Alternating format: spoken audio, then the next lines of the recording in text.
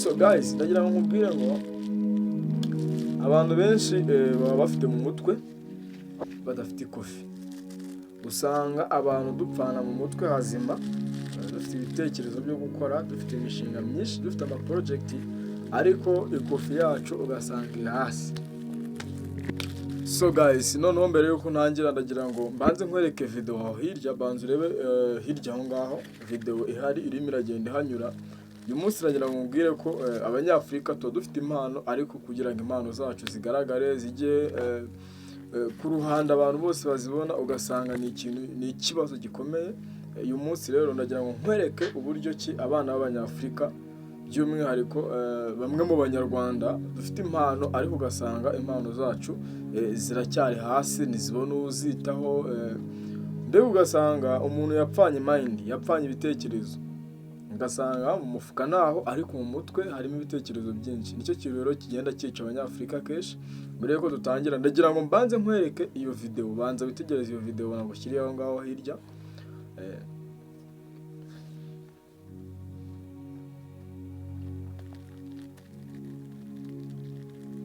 Yitegereze neza uyirebe witonze. Nivango nagerageje kukwereka bimwe mu bikoresho ngiye ubwanjye The Boss Wava nakoze, ariko bikaba byarabuze igitera nkunga, bikaba byarabuze uyitera inkunga, bikaba bikiri hasi, bikaba nta muntu n'umwe wabireba, nta muntu wabyumva, ariko nyamara ugasanga ni ibikoresho byiza, ibikoresho byadufasha mu buzima bwa buri munsi, ni ibikoresho byadufasha kwiteza imbere, ni ibikoresho byatugaragaza neza, ni ibikoresho mbega byiza bihambaye. Ndagira ngo nkwereke rero iyo video ubanze uyirebe, nugira emotion cyangwa se nugaragaza amarangamutima yawe, ugira ikintu ukora kuri ibyo bikoresho bya The Boss Wava. Nango ni igikoresho nagerageje kubereka, ni igikoresho nakoze, ariko na n'ubu ngubu kikaba kikiri hasi, kikaba cyarabuze uburyo ki cyajya hanze cyangwa se cyajya hagaragara. Bitewe n'iki? Bitewe no kubura ibikoresho, bitewe no kubura abantera inkunga, bitewe no kubura abamfasha kugira ngo ibyo bintu cyangwa se ibyo bikoresho bibe byagera hasi. So guys, rero ndagira ngo urebe ino video witonde, uyirebe nawe urebe ukuntu abanyafrika tuba dufite impano nyinshi zitabona uzitera inkunga. So nimba rero nawe ufite impano nk'iyi, ufite kuba wakora ibikoresho nk'ibi, ukaba warabuze uwagutera inkunga, ndagira ngo unyiyungeho aka kanya, unyiyungeho kuko twese turi bamwe. Unyiyungeho kabisa, turebe ko hari ikintu twakora, turebe ko hari ikintu twakora guys. So njye amahirwe mfite nuko wenda mfite kuba naza imbere y'iyi kamera, nkaba nababwira, nabereka, nkaba wenda nagize imana cyangwa se umugisha wo kuba nafunguriye YouTube channel. Ubona wowe ushobora kuba wicaye mu rugo, nta YouTube channel ugira, nta Facebook ugira, ariko nyamara ufite impano iruta n'iyi ngiyi, ufite kuba wakora ibintu bihambaye ku rwego rwo hejuru. Ikintu ugiye gukora rero aka kanya, ndagira ngo ngewe urebe ino video yanjye, noneho unyandikire kuri WhatsApp, ubundi ndashaka ko tujya muri groupe. Niba ufite impano, ufite ibintu ushaka kugaragaza, byibura turebe ko ibintu byacu twabishyira natwe hagaragara, twabishyira ahantu abantu babibona, apana kugira ngo nimba ufite icyo ukuzi, nimba ufite icyo wakora kigume hasi, kigume mu mutwe. No, tubivane mu mutwe tubijyana ahagaragara. Yego nta mafaranga dufite ahambaye, nta n'ibikoresho bya danje dufite, ariko natwe tugira icyo dukora kugira ngo ibyo dufite bitazarinda bigera naho bidupfiramo kandi atari ngombwa.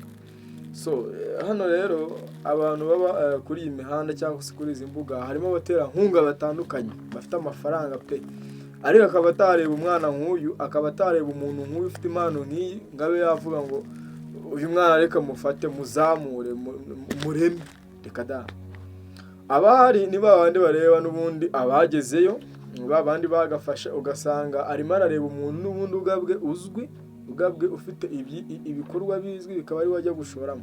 Nyamara babana bari hasi, badafite kivugira, badafite kirengera, bafite impano babuze uyizamura, ugasanga barakomeza bagira gute, bapfira hasi. So guys, nimba ufite impano nawe gira icyo ukora, nyandikira kuri WhatsApp yanjye ni 07876337 iyo nimero ndayibashyira muri description hasi, muze kujyaho muyishake, muyandike, muyisavinge, munyandikire kuri WhatsApp, turebe icyo twakora. Yego turaba underground, turaba upcoming muri artist, muri art, ariko art yacu ntabwo igomba kuguma hasi nk'ukuntu abenshi baba babishaka. natwe turebe icyo twakora kuri art yacu.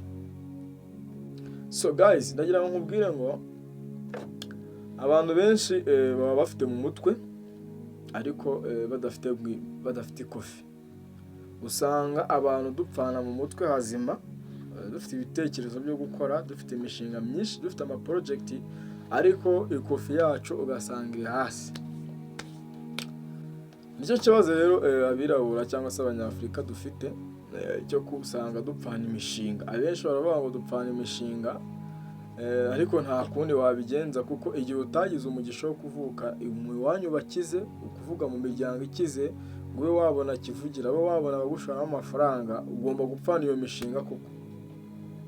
Ibyo nibyo bintu tuzira benshi, dupfana imishinga kuko twavutse mu miryango idafite amafaranga yatuma imishinga yacu tuyigeza kuki, tuyigeza ahagaragara, tuyigeza ku rwego tuyifuzamo. Niyo mpamvu rero usanga benshi turi gupfana ibintu byinshi. Usanga umwana ari mu rugo, aricaye, yabuze icyo akora, ariko ibyo gukora arabifite mu mutwe we, bitewe n'ibyo yize bitari kuri standard yuko yabona akazi muri icyo gihe yumva gakenereye, ugasanga ni umushomeri muri make.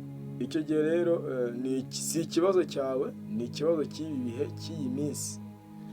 Ibintu byarakomeye, usigaye rwose ubura ikintu ukora burundu bitewe n'amafaranga, bitewe n'ikofi nkeya. Nyamara rero mu mutwe ufitemo imishinga myinshi, ufite ibyo gukora byinshi bitandukanye. Ibi ndimo ndabivuga kuko mfite ibintu byinshi nakagombye kuba narakoze, ariko aya masaha nta na kimwe nari nakora bitewe n'uko nta kintu, nta mafaranga, nta kofi. Ni ikibazo gikomeye rero, ni ikibazo gikomeye. Nimba uri muranyumva koko ukaba ufite umutima wo gufasha, ukaba uri umuntu wagira aho akura abandi, iyi video ikwigisha, igira inyigisho iguha. Mwige gufasha abakeneye ubufasha koko, wige kureba ukeneye ubufasha bikaba ari ubuha. Abenshi mu bufasha abantu batabukeneye, abantu babonye ibyangombwa, babonye ibikenewe.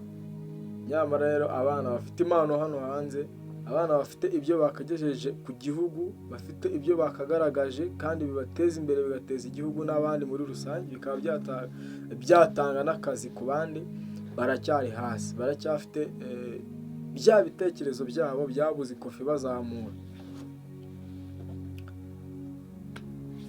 So guys, nk'ibisanzwe ni The Boss Bava, ninjye urimo uravuga no magambo, ngarutse mvuga amagambo akomeye, ariko si ikibazo cyanjye, ni ikibazo cy'ibyo tubona,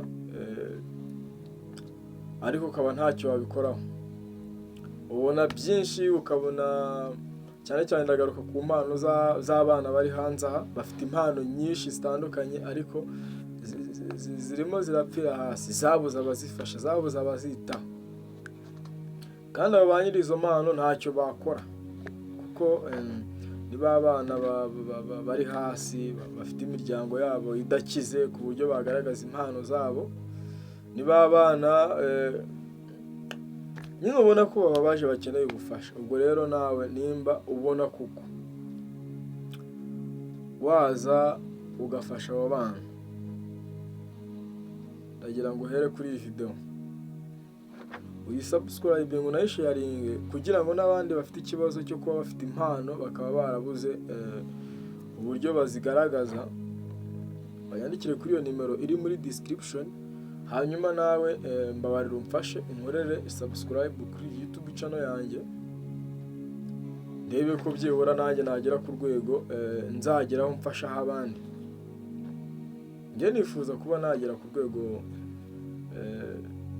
navuga ngo ngiye kuza mfasha abandi.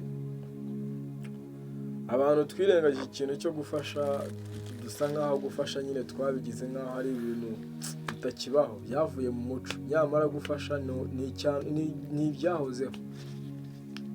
So guys, ni The Boss Bava nk'ibisanzwe. Nimba utarakora subscribe kuri YouTube channel, ikore byihuse kugira ngo utazongera kumbura.